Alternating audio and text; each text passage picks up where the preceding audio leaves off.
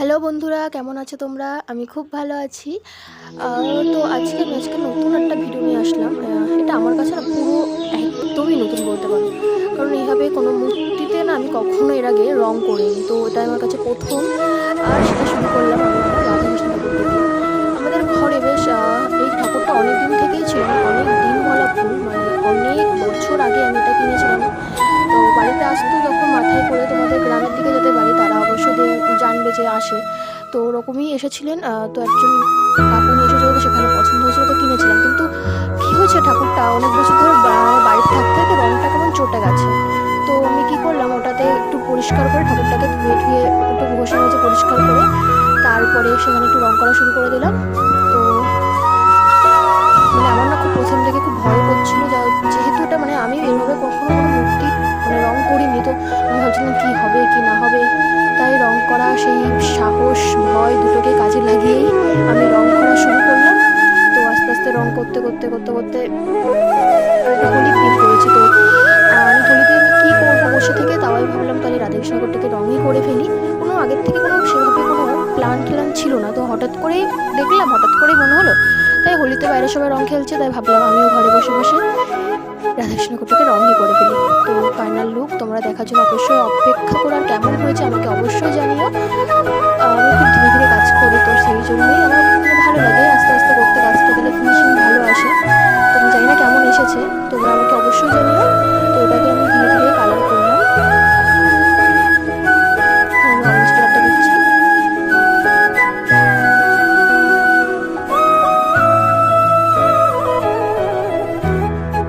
নিচে red colour দিলাম। তো এটাকে আমি প্রত্যেকটা কালার এভাবে করে নিলাম।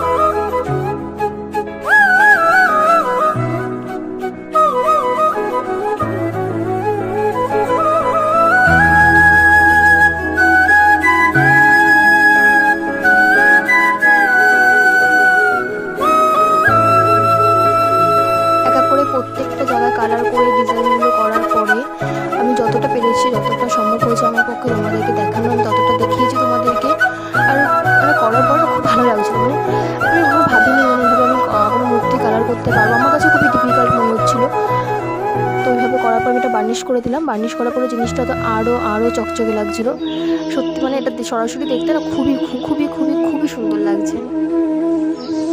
আমার তো খালি মনে হচ্ছে এটার দিকে তাকিয়ে বসেই থাকি। তো আমি প্রত্যেকটা জায়গায় খুবই ভালো করে বার্নিশটা করে নিচ্ছিলাম, কারণ ভিতরের মানে ঠাকুরের মূর্তি যেহেতু তোমরা বোঝো, মানে ভিতরে অনেক জায়গায়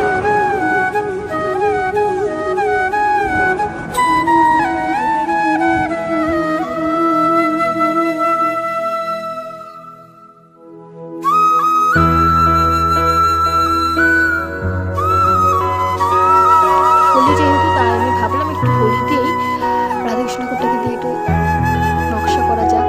তো হোলি দিয়েই আমি শ্রীকৃষ্ণের কিছু ছবি ভিডিও করার চেষ্টা করলাম।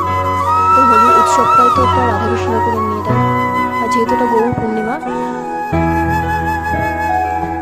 তো তোমরা কিন্তু আমাকে অবশ্যই জানিও যে কেমন হয়েছে।